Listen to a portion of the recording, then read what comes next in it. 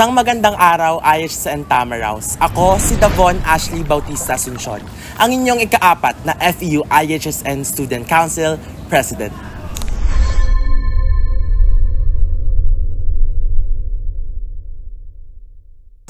Nakikita ko ang FEU IHSN Student Council sa ilalim ng aking termino na magpapakita ng transparency and accountability sa pamamagitan ng aking mga plataforma tulad ng IHSN Forum.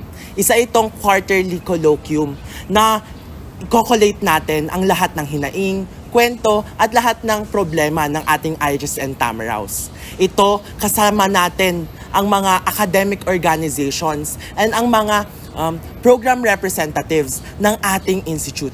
Dahil nakikita namin na ang Institute of Health Sciences and Nursing Student Council ay dapat yumayakap sa kanyang mga academic organizations. Dahil we also recognize that the academic organizations are the ones who filters out the concerns firsthand. That's why we want to hear their side, and we want them to be represented well through these kinds of platforms.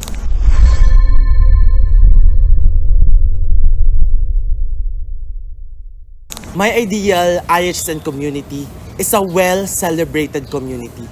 Isang komunidad na kung saan pinagmamalaki ng lahat ang kanilang identidad bilang IHSN Tamaraw.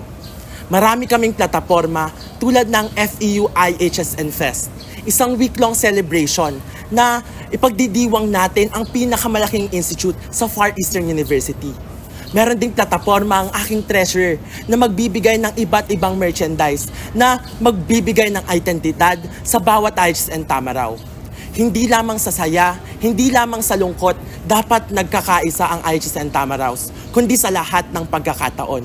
Ang isang IHSN community na maganda at maayos ay merong mga ugat na matatag, mahusay at sigurado.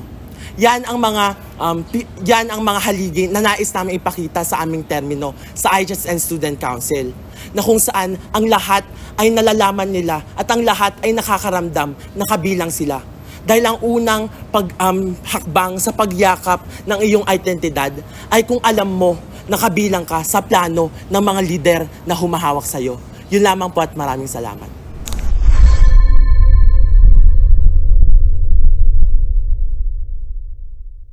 As a student leader for over a decade now, I really recognize the fact that one of your mission is to train other student leaders.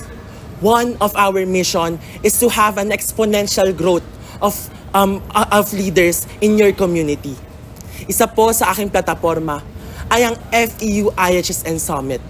This is a summit that will train hundreds of leaders from our institute.